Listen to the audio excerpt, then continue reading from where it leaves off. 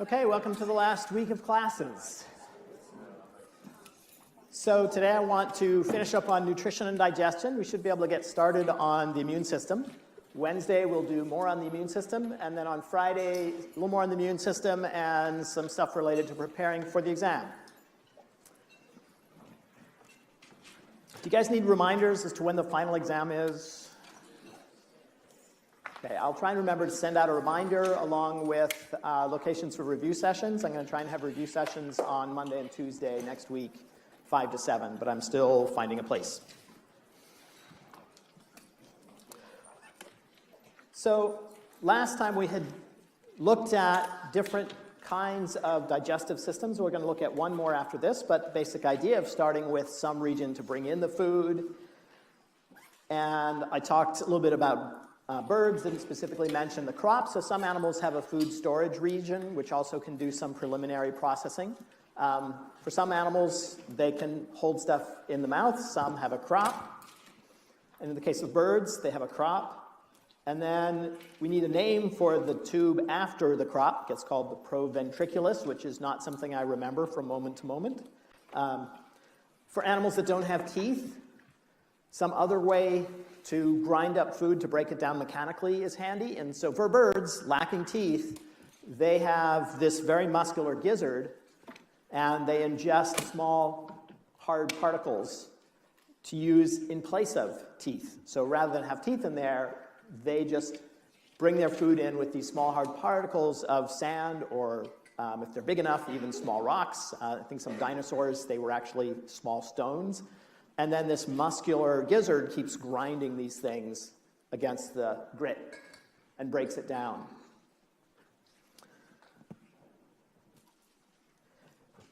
So two things that start at an early point in lots of digestive systems, certainly true for vertebrates, are a pancreas and a liver. I'm going to talk about liver function a little bit more in a moment. Pancreas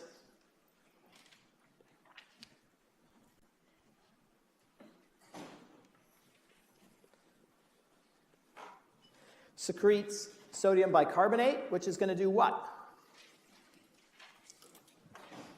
So is it going to be actually in the form of sodium bicarbonate? Is it ever going to be in the form of actual sodium bicarbonate? Never. It's always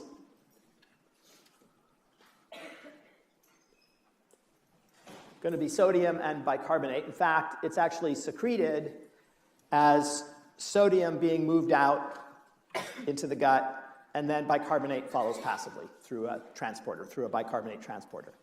Okay. And of course, that's going to neutralize acid that's coming from somewhere in advance. Now, just about to go off on a tangent, which I'm going to stop myself from doing. You don't need it. Okay, so neutralizing fluid, that's one important part. So that's partly from the pancreas, but also from cells of the intestine. They're also producing. Okay, so the intestinal cells themselves would not produce enough, especially in a very acidic stomach like ours. Not all animals have acidic stomachs, but it's pretty common. So certainly the majority.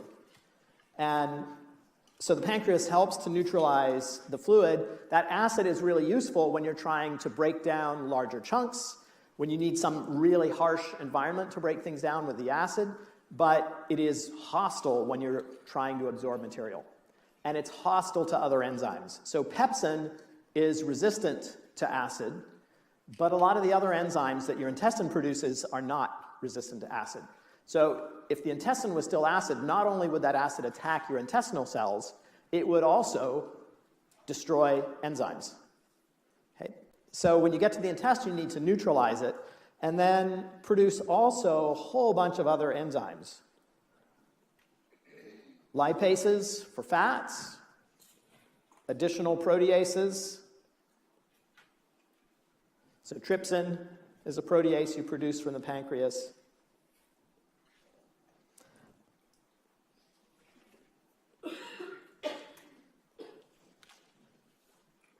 Carbohydrate digesting enzymes.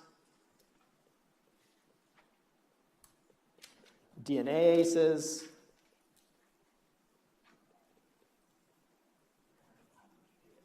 RNases, and so on.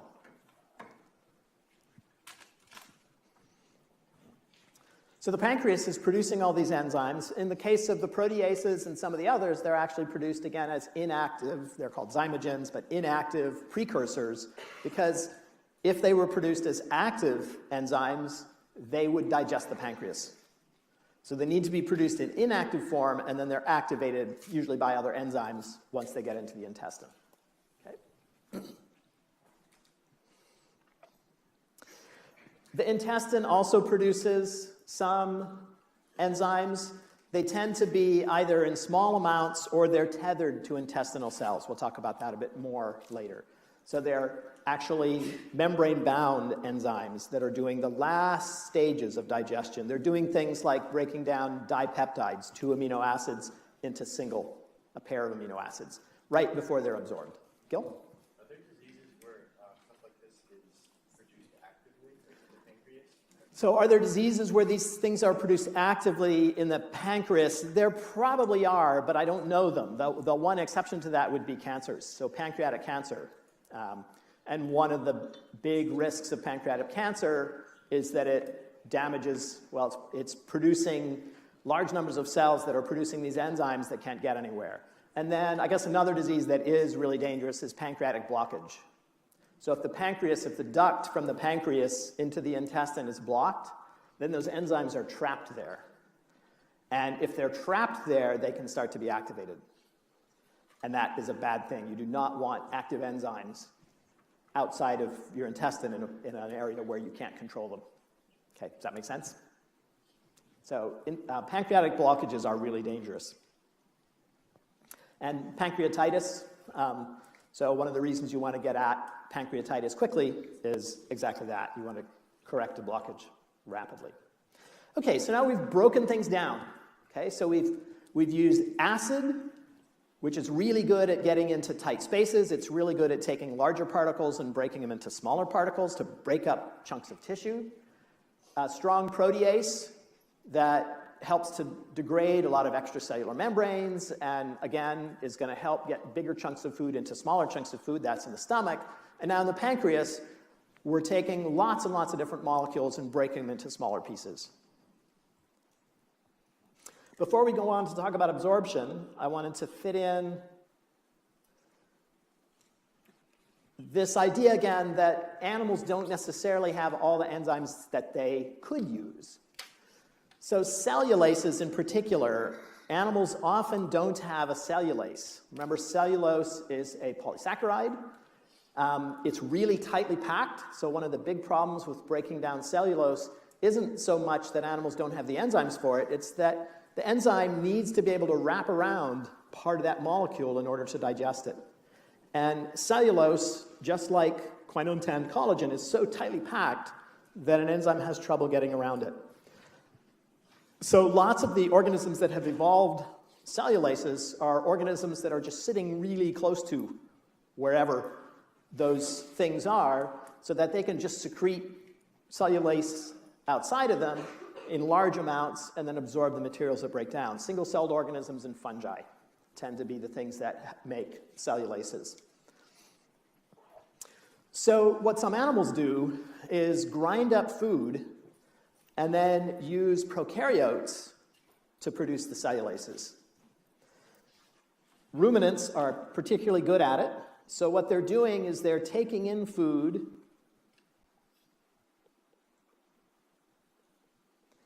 such as grasses, notoriously hard to break down. Grasses are tough. They've been selected to be tough. They're hard to break down. They take it in, and it follows this red path to start with into the reticulum and the rumen. I don't know whether these are just two chambers that do exactly the same thing. You don't need to know the name. I do want you to remember that it's a separate stomach. And what's in this stomach, oops.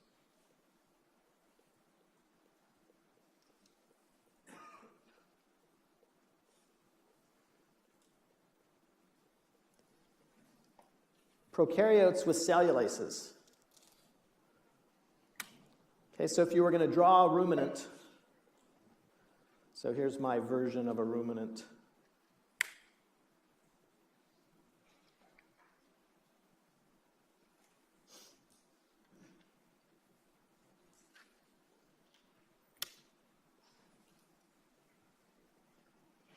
I'm going to make this second stomach a little bit bigger.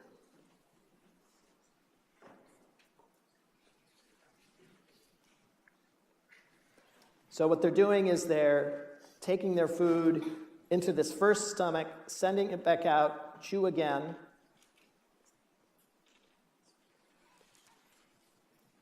I'm sure you need to see this larger. And then send it into the second stomach. And if you want a name for it, omasum. But if you put that on the exam, because this is not a term I remember, if you put that on the exam, I'm going to have to go back and go, what was the omasum again? So you can just think of it as the second stomach. And then from there, to digest it.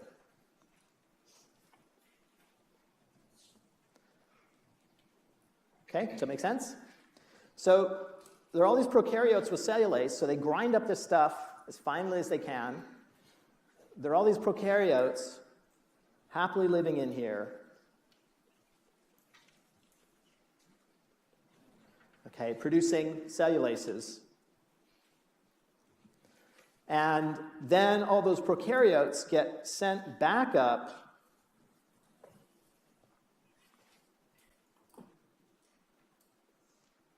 to the mouth, chew again, grind it even further. Now it's got this mix that may still have active cellulase in it. It's also got the prokaryotes, and then send it back to the second stomach.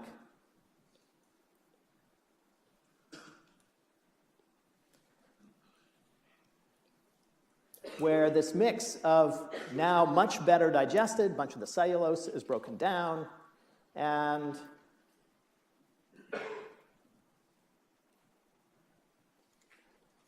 kill and digest other prokaryotes. So they're not just getting the nutrients from cellulose, they're also digesting these prokaryotes that thought they were in a nice, safe place and have now been destroyed. Emma? The biomass of prokaryotes is important to digest it, but how does the animal restore the population? So how does the animal restore the population? So for animals which have their bacteria or protists or whatever that are commensal or that are mutualists with them, they often have a little outpocketings that hold the material that are little culture spaces. So one argument for the appendix, you guys all familiar with the appendix, this little side pocket, right? Some of you had appendicitis and had to have it removed. One of the arguments, and there's decent data for this, one argument for the reasons why humans have an appendix, which used to be claimed to be a completely vestigial organ, but it actually appears as though it may be a source that normally holds our normal gut fauna, the bacteria and things that are healthy for us to have, that under extreme conditions, massive diarrhea, who knows what, could be destroyed, and it gives you a way to repopulate the gut with these good bacteria. So that's one of the arguments for it. I wish we had time to go through some of the stuff on some of the new stuff on gut bacteria and healthy groups of gut bacteria versus ones that cause ill health, but there's a whole new area that many of you have probably already heard a bunch about, which probably was driven mostly because fecal transplants have turned out to sometimes do amazing things for people who've had clinical conditions that are really difficult to cure. And just getting feces from healthy people and putting them into unhealthy people, so getting them up into the digestive system of unhealthy people can now have those unhealthy people get colonized with healthy bacteria, and there's some medical conditions that are actually tremendously helped by it. It's a growing area, particularly in Europe. It's been slower to catch on in the US. In the US, there's apparently a much stronger yuck factor, but it's becoming a really big deal, and it's becoming more and more apparent that they're not just that the bacteria in our guts are not just passive bystanders. They're actually critically important for lots of things that are going on in the intestine and lots of things that are health conditions. Okay. In the back, yeah, Liam. So would a baby goat not be able to digest grass or cellulose? So your question really is, where do animals get their symbionts? And the evidence suggests they normally get it from mom. They're picking it up because there's enough fecal contamination from mom, enough sources. And then for animals that have this, so there are some birds and some reptiles that have similar things, and the question is, where do they get it? And most commonly it appears they're picking it up from parts of the egg. But in some cases, there are a few cases I've seen where it actually is part of embryonic development that bacteria are put in there, but that seems to be pretty uncommon. It's not such an easy thing to do. Okay. You can use either the real goat sketch or you can use a version of mine. If you wanted to do one of, there's got to be easier ways to sketch it, but anyway, I'm going to move on. Okay, intestinal structure. So specialized to maximize surface area. So your intestine, any intestine, has folds. So it's not just a smooth inside tube. It's got all these folds that increase the surface area. And then the folds themselves have projections. So the folds are not, they're not like that, they're like this.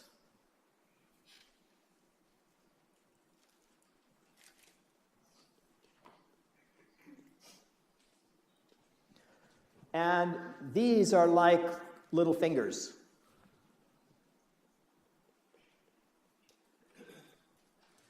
Okay, so each villus, on this fold, there's all these little fingers sticking up. Does that make sense? Okay. And muscle is constantly moving them so that you have this very liquid intestinal content. It has to be really liquid. You actually move sodium and chloride in there in part just to have water follow to make it very liquid, because otherwise you can't mix it thoroughly. Okay, so this very liquid intestinal contents with all these little folds and fingers, and they're constantly moving around. Okay. And then on top of that, the individual cells have tiny little projections, little actin-stiffened fingers sticking out, called microvilli. So huge surface area, okay, of your intestine for absorption. Okay, so that's high surface area for absorption. If you looked at, this is a figure from your book, by the way. If you looked at these villi, so here's one villus. Okay, so here's one villus. It's got an arteriole going into it, capillaries running across, and a venule coming out. Okay, red to blue. And here in the middle is a lymph vessel. So starting with, and they're showing it as just one vessel, actually it would have lymph capillaries coming into it, and then it would be the equivalent, something looking like a venule. And remember, the lymph vessels have one-way valves, so fluid can only move from the tips into larger and larger vessels.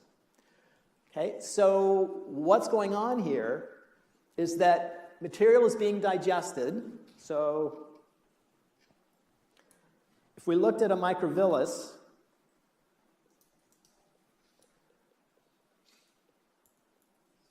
there are attached enzymes for what are called terminal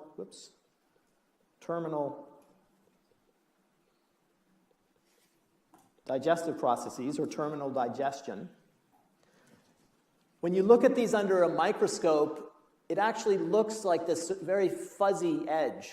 It's called a brush border. You don't need to know the name, but the brush border is this brushy surface because it's loaded with not just transporters in the membrane, but also these enzymes of terminal digestion. So if a dipeptide makes it to here, it may be broken into 2 amino acids right next to where the transporters are to move it into the cell. So it's an efficient place to put those enzymes, and it would be a waste to have a dipeptide to get here, bounce around, and you'd be unable to digest it. Okay, you can't move dipeptides. They have to be individual amino acids, so they get converted to a pair of amino acids, and then each amino acid can get moved into the cell. Materials move through the cell and get moved out the other side, and remember the same secondary active transporters we talked about many times are moving things like amino acid and glucose in. They'll be in higher concentration in this cell than out here, so you can use a passive transporter to allow them out. And then once they're out, they can get into either these capillaries or the lymph vessel. Okay? So they're absorbed there.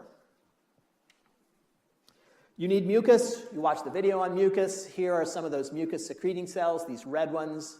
They look like little goblets, so they're called goblet cells, and they're releasing, so they're manufacturing the mucus in a vesicle. Once that vesicle is exposed to water, it expands in size. Some of the mucus is tethered and winds up being attached to these cells, and some of it is just free as a gel. Again, it's helping to protect these cells. Even though the intestine isn't as hostile as the stomach, it's still a pretty hostile environment for cells with all those active enzymes. The mucus is helping protect them.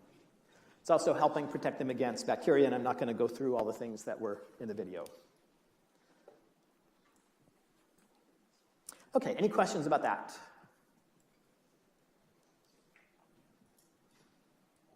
Huh, Gil? Sorry, what was going on with the terminal digestion?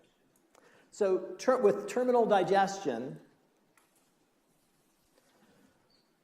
many of the enzymes are just free-floating, secreted by the pancreas, but many of the enzymes for terminal digestion, the very last stage, so changing a disaccharide into 2 monosaccharides, or changing a dipeptide into 2 amino acids. A bunch of those enzymes are produced as proteins attached to the membrane. Okay, so they're attached, holding them right next to the cell, right where the products can be picked up, 2 amino acids. Okay. Okay, digestion and absorption of fats is a little bit different. I put some text over on the right here, but I want to show it in sketches. So if we have a fat droplet,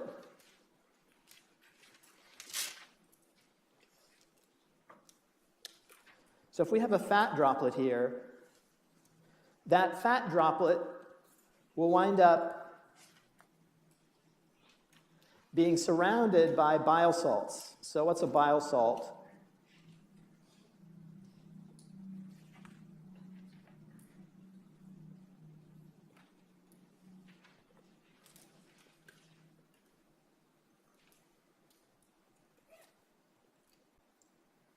So a bile salt is mainly cholesterol, which has these 4 carbon rings. You don't need to remember all these details, although it may help you remember it, just to have a little bit of a sense of what it looks like. So cholesterol is a normal component of all your membranes, all your plasma membranes. It helps to make the membranes a little bit more flexible. It's a normal component, and it fits in between the 2 edges of a plasma membrane. If you make a cholesterol with a sodium, and again, they're not manufactured with it, but you put a minus charge at one end, then what you have is this. Okay?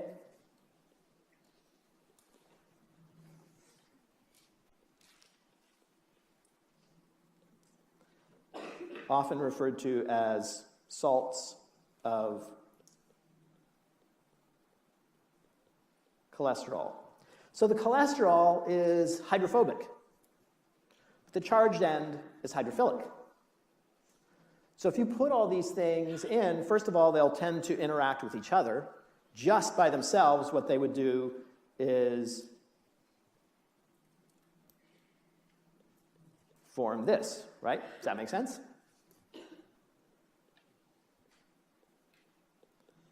They'll put the hydrophobic end in the middle and the hydrophilic end on the outside.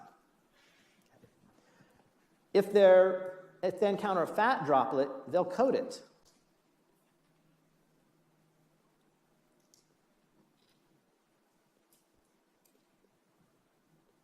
Make sense? So what happens when a fat droplet is completely coated?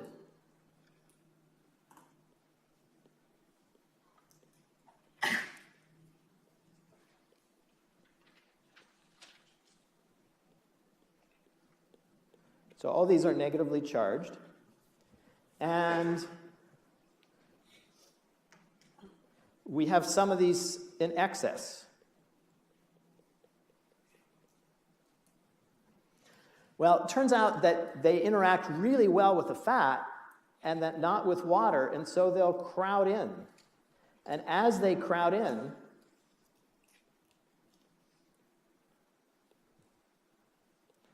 the only thing that fat droplet can do, let me try this again. The only thing that fat droplet can do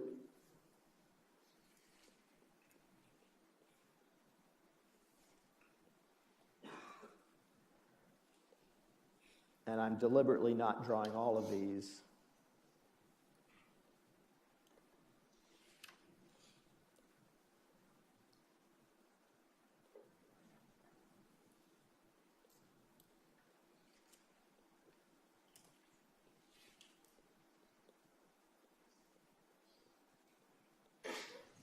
Okay, they crowd in and they elongate the droplet. Instead of staying a perfect sphere, which is minimal surface area for a fat droplet, that's how it is if it's just in water, it's going to be a perfect sphere. But as you put more and more of this coating around it, it has to increase its surface area. Each time a new cholesterol squeezes in, it has to increase its surface area a bit. So instead of staying a perfect sphere, it turns into an oval or a spheroid. Okay, an ovoid, I guess. And the bigger it gets, eventually it gets to a point where it's so stretched out that it breaks into 2 or more separate droplets.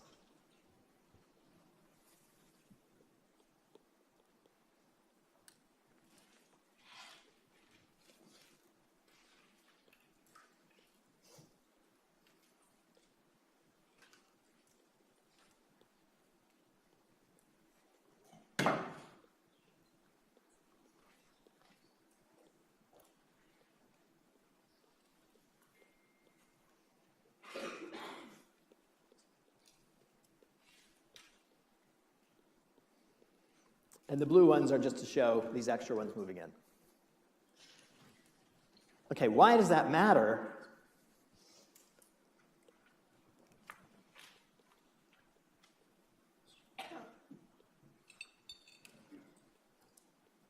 Lipases can only attack the surface of a fat droplet, right? They're not going to get into the middle. They're water-soluble enzymes, but they can attach to a fat. But they're only going to do that at the surface. So if the fat droplets stay huge, most of the fat is protected. It's never going to get digested. Because they have to work from the inside or from the outside in toward the middle. But if you make the fat droplets small, you get a higher and higher surface area. More and more of the fat can be broken down. And with these smaller droplets, you get faster digestion. Okay, does that make sense? So the bile is coming from the liver.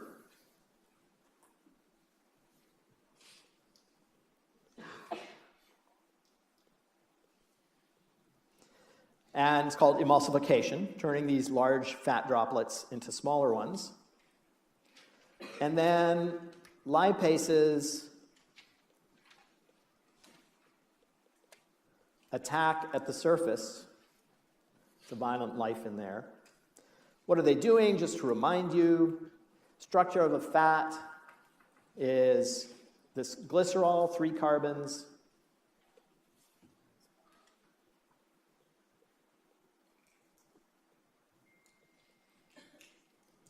and then these long tails.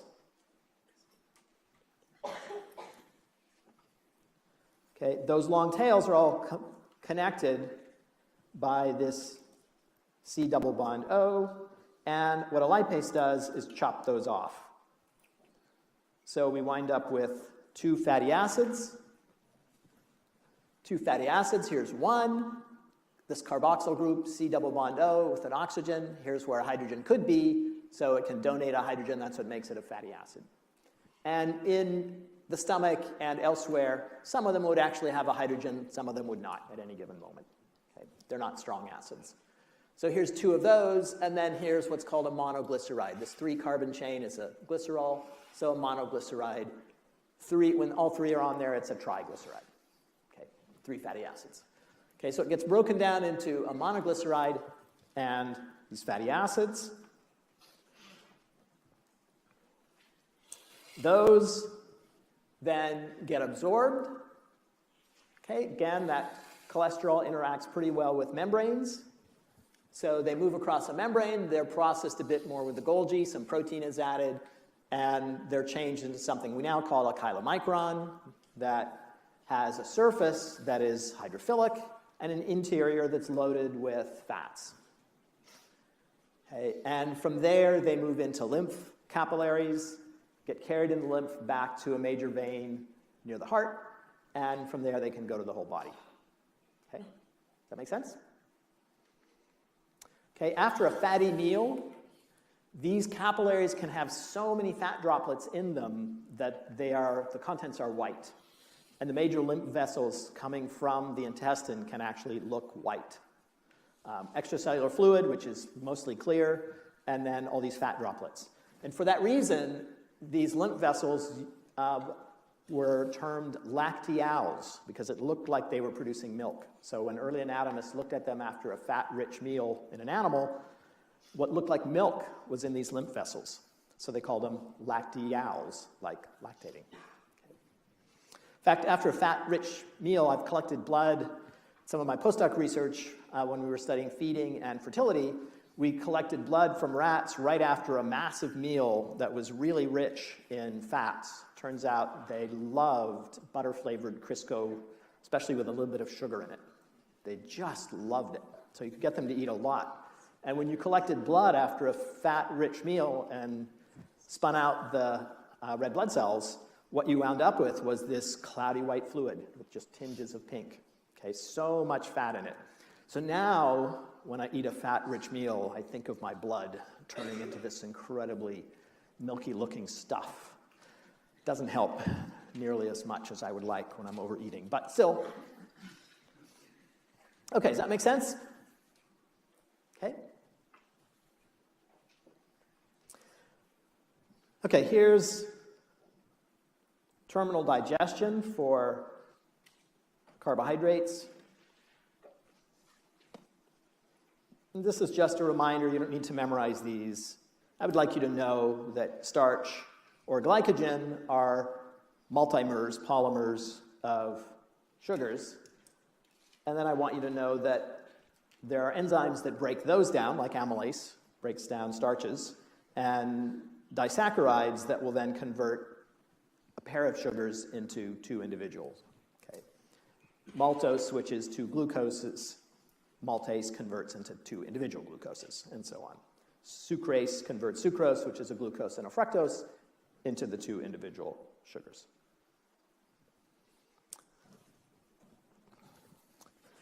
Okay, I want to talk a bit about trade-offs. So there's some stuff in the notes that's about nutritional requirements, and a lot of this should be reviewed from you from previous classes, and it's pretty straightforward, so I'm not going to go through it in lecture. But I do want to talk about essential molecules and trade-offs. So for us, we have amino acids we have to eat. So the list here is amino acids that are essential. But there's some that we have to eat. We can't make our own, and there are others that we can make. Okay? So you have to eat all of these. But most foods don't have exactly the proportions we need. So one of the issues that a digestive system has is how do you get enough of whatever your limiting amino acid is? whatever amino acid, because you could get the perfect amount of 9 of these. I think there's 10 up there. You could get the perfect amount of 9 of these and get none of the other one, and you're doomed, right? If you're just missing one essential amino acid, you're dead. So if you have foods that are low in something you need, you're limited by whichever one you're the lowest on. And lots of plant foods, plants don't use amino acids in the same proportion we do. Lots of plants don't have a very close approximation to what you need. So you either have to overeat a ton of something, or you have to be better at getting whatever the limiting one is. So one of the trade-offs that animals have is adjusting, and one of the adjustments they can make is adjusting the amount of transporters they have for these different amino acids. So if you have a diet that is low in a particular amino acid and is super abundant, let's say you have a diet that is super abundant in isoleucine and is very low in leucine, okay?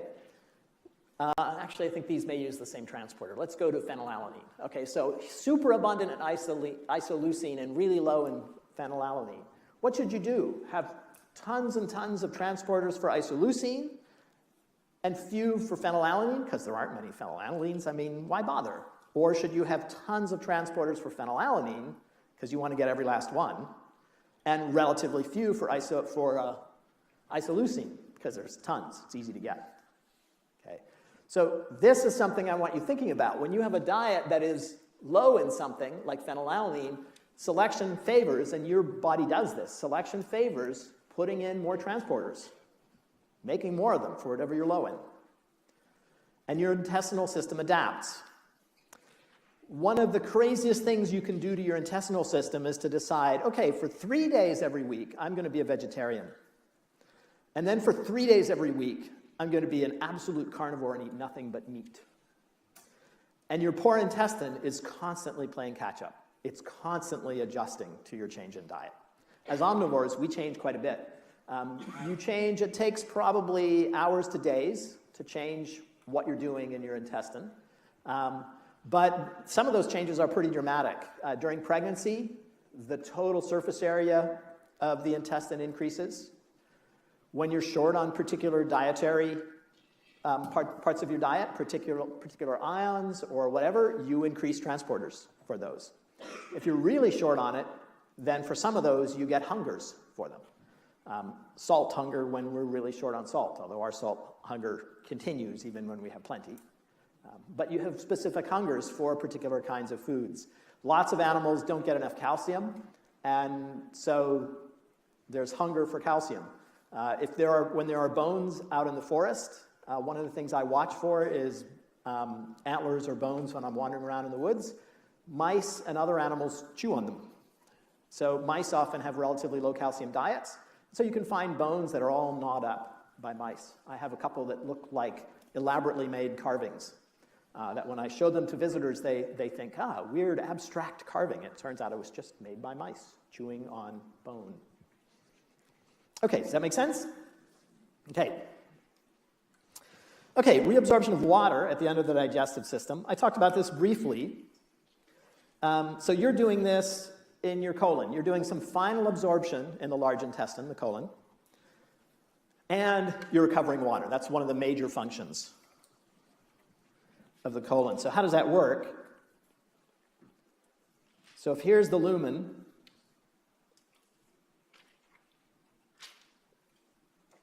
and here are some cells.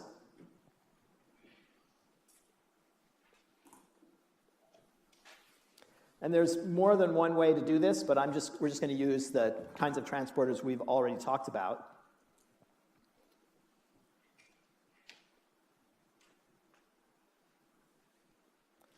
Okay, we've got the sodium-potassium pump, which is setting up concentration gradients. So we have low sodium in here, right? So if we have sodium channels, we're going to have sodium moving in and moved out, right? Make sense? Chloride will follow passively. And I didn't leave myself quite enough space. I'm going to do it in this other cell.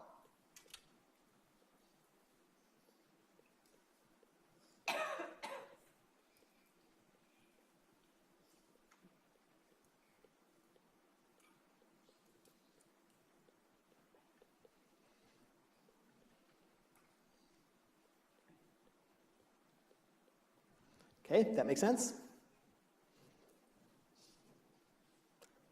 Okay, so we've got low sodium inside the cell. Sodium will move through. Chloride will follow passively. We're leaving behind more negative. We've taken away some positive. Chloride will follow. And what's going to happen if we put aquaporins in here?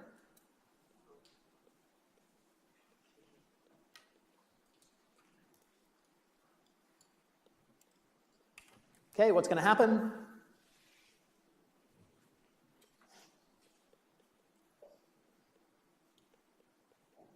Water's going to follow.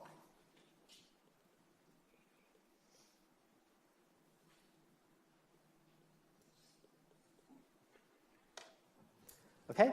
The actual process has a little more complexity to it. This isn't the only way it's done. There's a whole nother transporter that we haven't talked about, the NKCC channel that I think I stuck in one of the videos.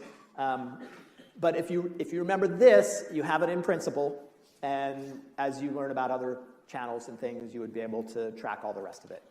So this alone won't get as much water out of your intestine as you would like, but it'll get a lot. Okay?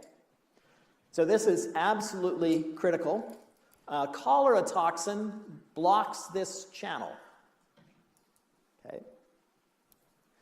Actually, rephrase. Cholera toxin makes it impossible to get chloride out.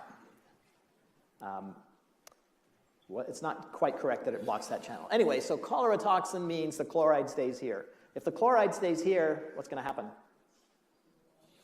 Water does not leave. Okay. And so what do you have? Bad diarrhea. Cholera, deaths from cholera often are from dehydration. You can't take in water fast enough to replace those losses.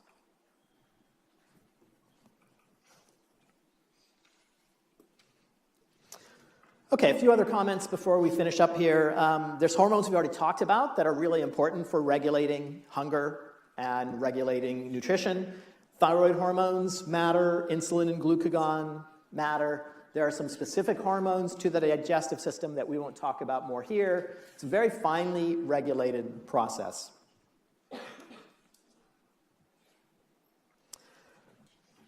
The blood from your small intestine, carrying all this material you just digested,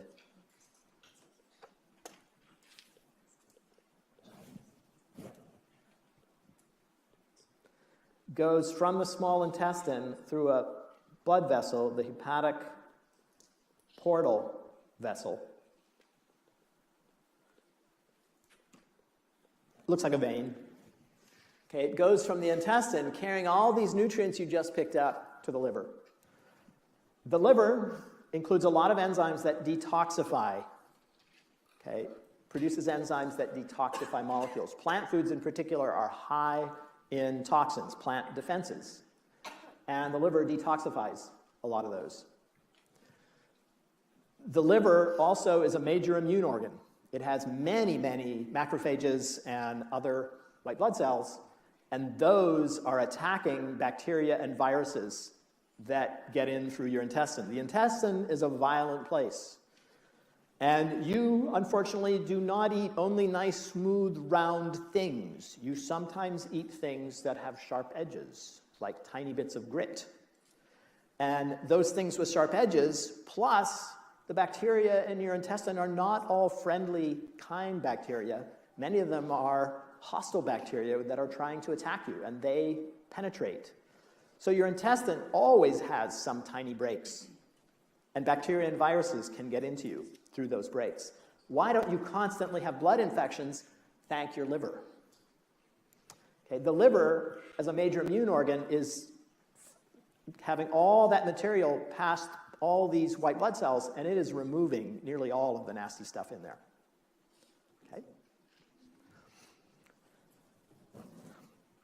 Okay, there are some plant defenses that include an inactive cyanide compound. Okay, so it's a cyanide compound that can block mitochondrial action, but it's inactive. The plant manufactures these things. If a vertebrate eats them, there's an enzyme in the liver that will cleave off the part of the cyanide that makes it inactive. activating free cyanide and killing the herbivore. So the liver works against most things, but it's a constant arms race. So I have a few pieces in the notes about an evolutionary arms race between herbivores and the plants that they're eating. The herbivores evolve enzymes to detoxify the toxins that plants are making, whereupon the plants make more of the toxin or they favor mutations with additional toxins. One of the things that's happened is that because herbivores have this enzyme that detoxifies particular class of compounds, some plants have evolved a way to make the cyanide in an inactive form, doesn't harm the plant, and the liver promptly breaks it down and you get free cyanide. One of the toxic mushrooms, I think, does a version of this. It has a toxin that attacks the liver. And one of the reasons why there are some toxins, some poisonous mushrooms, that mean you've got to get a liver transplant is that the blood coming from the intestine is going to the liver first. Okay? And so the liver sees an unusually high dose of whatever toxin you eat. Okay, questions about that?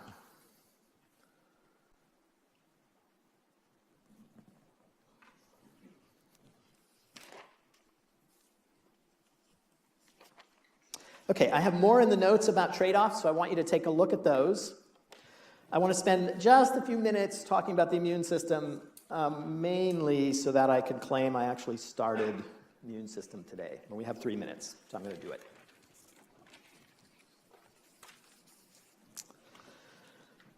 So we are a food source for small things, parasites, bacteria, and viruses. And for large animals, for any animals, we have to protect ourselves against these. We have 2 categories of responses: the innate immune system and acquired immunity. Now, innate immune system, these are things that just always exist, so they're always there. The acquired immune system, these are responses that have to be activated. So some trigger causes the response, and there's a delay. Only long-lived animals bother with an acquired immune system. If you're short-lived, you don't have enough time anyway. Okay. But long-lived animals have an acquired immune system, and longer-lived animals and larger animals tend to have more profound, better immune defenses. The larger you are, the more space you have, the more cells you have to invest in it, and the longer-lived you are, the stronger selection is to keep you longer-lived. So we have been under strong selection to have a strong immune system. Okay, in the video you went through a bunch of these, so what I was going to do is just remind you of a couple of terms, and then I'm going to ask you to ask me questions about things you don't understand. So, skin or cuticle, I hope this makes perfect sense to you. And then an epithelial layer that is either shed or has a lot of mucus, I hope it makes sense to you that these are protective, right? If you constantly shed your outer layer, or you have thick, sticky mucus on it to trap things, it's hard for invaders to get through. Then an acid gut, stuff you eat, okay? Having a really acid gut, that kills most of what could get to you through the gut, has to be acid resistant. And then digestive systems in the mouth or the gut that help to break down potential invaders. So those are pretty obvious, okay? That's numbers 1, 2, 3, and 4 on here. The next ones, peptide antibiotics, complement system, interferons, and non-specific agglutinins. So we have 1 more minute. You guys talk to each other about what are peptide antibiotics and complement, and in the middle, interferons and non-specific agglutinins. So explain these to each other. We have no time left. We're going to come back to this next time. Okay, we're going to come back to this next time. So we'll finish off some stuff on innate immunity. We'll talk about about macrophages and how they regulate, how they respond to invaders, and we'll talk about B and T cells. So make sure you get through all the videos. If you haven't picked up an exam, they're down front.